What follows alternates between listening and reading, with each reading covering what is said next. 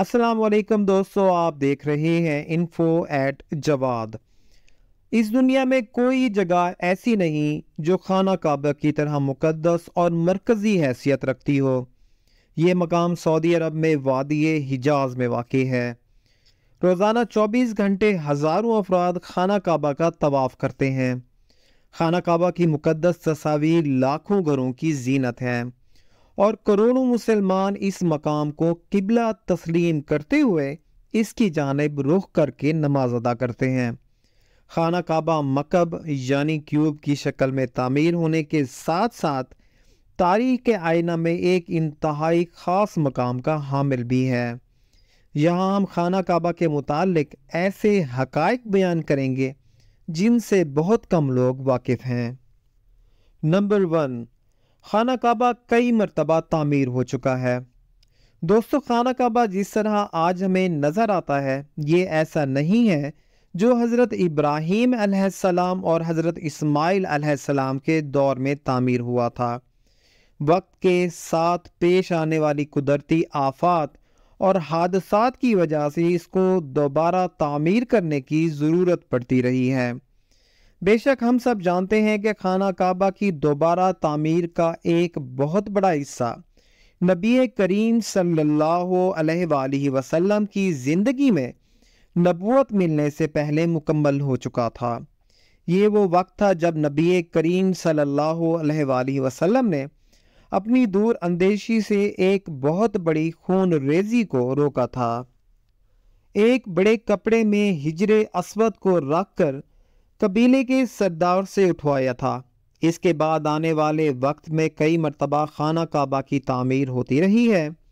آخر میں خانہ کعبہ کی تفصیل سے آرائش 1996 میں ہوئی تھی، جس کے نتیجے میں بہت سارے پتھروں کو ہٹا دیا گیا تھا اور بنیاد کو مضبوط کر کے نئی چھت ڈالی گئی تھی۔ یہ اب تک کی آخری بڑی تعمیر ہے اور اب خانہ کعبہ کی عمارت کو پہلے سے کہیں زیادہ محفوظ تصور کیا جاتا ہے۔ نمبر 2، خانہ کعبہ کے 2 دروازے اور ایک کھڑکی ہوا کرتے تھے۔ دوبارہ تعمیر کیے جانے سے قبل خانہ کعبہ کا ایک دروازہ اندر داخل ہونے کے لیے اور ایک باہر جانے کے لیے استعمال ہوتا تھا۔ ایک زمانہ تک خانہ کعبہ میں ایک کھڑکی ہوا کرتی تھی۔ خانہ کعبہ کی جو شکل آج موجود ہے اس میں صرف دروازہ موجود ہے، لیکن کھڑکی اب ختم ہو چکی ہے۔ نمبر 3، خانہ کعبہ کے مختلف رنگ۔ ہم لوگوں کو خانہ کعبہ کو ہمیشہ کالے رنگ کی قصبہ اور سونے کے دھاگوں میں دیکھنے کی ایسی عادت ہو چکی ہے کہ ہم اس کو کسی اور رنگ میں تصور بھی نہیں کر سکتے۔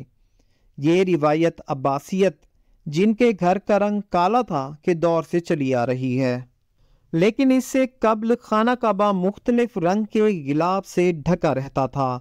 ان رنگوں میں ہرا، لال اور سفید رنگ شامل ہیں۔ نمبر 4، خانہ کعبہ کی چابیاں ایک ہی خاندان کی تحویل میں ہیں۔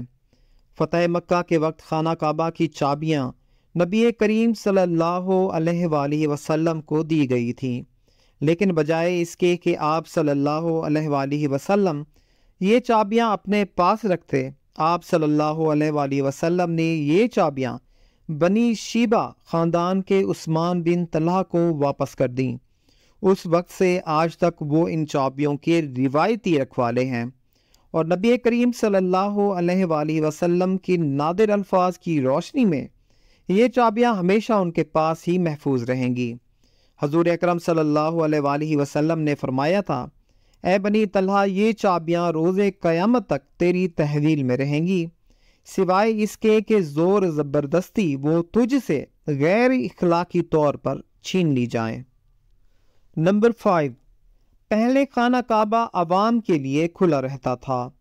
پہلے خانہ کعبہ ہفتہ میں 2 دن عوام کے لیے کھلا رہتا تھا اور کوئی بھی خانہ کعبہ کے اندر داخل ہو کر عبادت کر سکتا تھا، لیکن موجودہ دور میں زائرین کی تعداد زیادہ ہونے کی وجہ سے اور دوسری وجوہات کی بنا پر خانہ کعبہ کو سال میں اب صرف 2 مرتبہ کھولا جاتا ہے اور اس میں صرف اعلیٰ شخصیات اور خاص مہمان ہی داخل ہو سکتے ہیں۔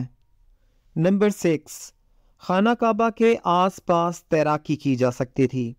خانہ کعبہ کے وادی کے نچلے حصے میں ہونے کی وجہ سے دیگر مسائل میں سے ایک مسئلہ یہ بھی تھا کہ جب بارش ہوا کرتی تھی تو وادی میں سیلاب آ جایا کرتا تھا۔ یہ مکہ جیسے شہر کے لیے کوئی انوکھی بات نہیں تھی، لیکن یہ بات دوسرے مسائل کی وجہ بنتی تھی۔ اس وقت یہاں سیلاب کی روک تھام اور نکاسی آب کی سہولت موجود نہ تھی۔ بارش کے آخری دنوں میں خانہ کعبہ پانی میں آدھا ڈوبا رہتا تھا، اور یقیناً یہاں آپ کے ذہن میں ایک سوال آتا ہوگا کہ کیا اس وجہ سے طواف کعبہ رک گیا تھا؟ ہرگز نہیں، مسلمانوں نے خانہ کعبہ کے ارد گرد تیراکی شروع کر دی تھی۔ نمبر 7، تزئین و آرائش کرنے والے حکمرانوں کی تختی۔ کئی سال تک بہت سے لوگ اندازہ لگاتے رہے کہ خانہ کعبہ اندر سے کیسا نظر آتا ہے۔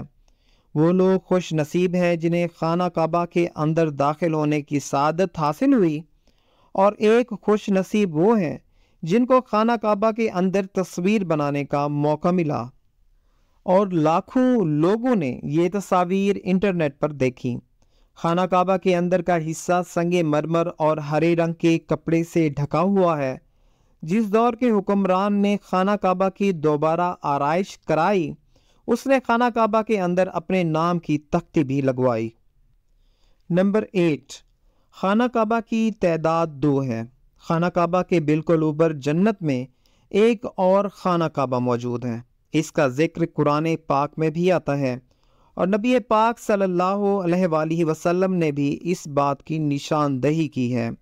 اللہ کے نبی صلی اللہ علیہ وآلہ وسلم نے معراج کا واقعہ سناتے ہوئے فرمایا، جب مجھے بیت المعمور دکھایا گیا تو میں نے حضرت جبرائیل علیہ السلام سے پوچھا۔ انہوں نے جواب دیا کہ یہ بیت المعمور ہے، جہاں 70,000 فرشتے روزانہ اللہ کی عبادت کرتے ہیں، اور جب وہ یہاں سے جاتے ہیں تو دوبارہ یہاں پر نہیں آتے۔ مطلب یہ کہ ہمیشہ نیا دستہ آتا ہے۔ نمبر 9، حجر اسود۔ کیا آپ نے کبھی اس بات پر غور کیا ہے کہ حجر اسود چاندی کے سانچے میں کیوں گھرا رہتا ہے؟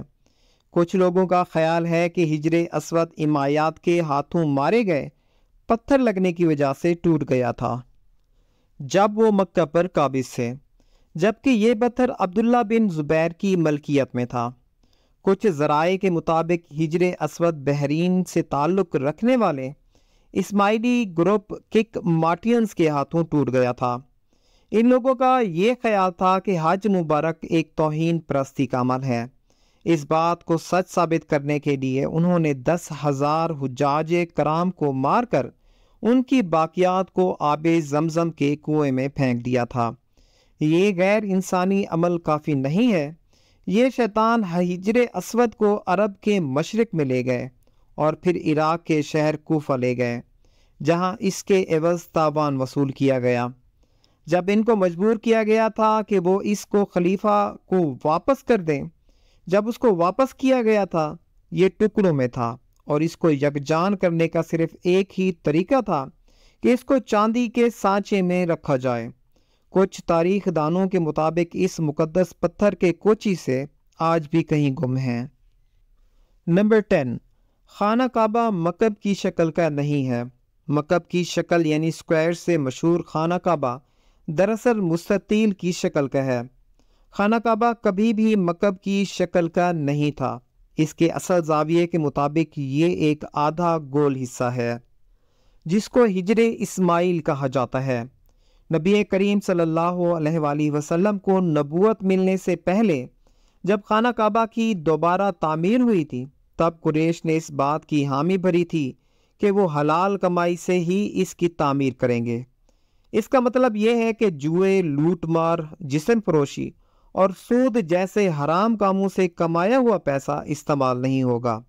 قریش اتنے بڑے تجارتی شہر میں ہونے کے باوجود اتنی رقم جمع نہ کر سکے جو خانہ کعبہ کی تعمیر اس کے اصل سائز اور رقبہ کے حساب سے کر سکیں۔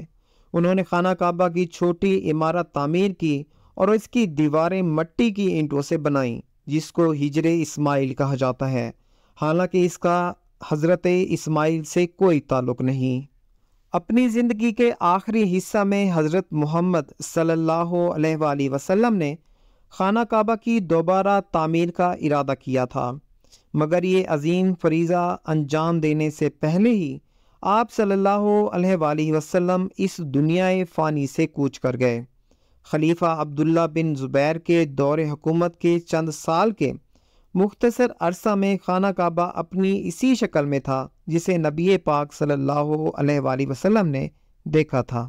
دوستوں، امید کرتا ہوں یہ ویڈیو آپ کو پسند آئی ہوگی۔ مزید ایسی انفارمیٹیو ویڈیوز کے لیے جڑے رہیے info@jawad کے ساتھ۔ شکریہ۔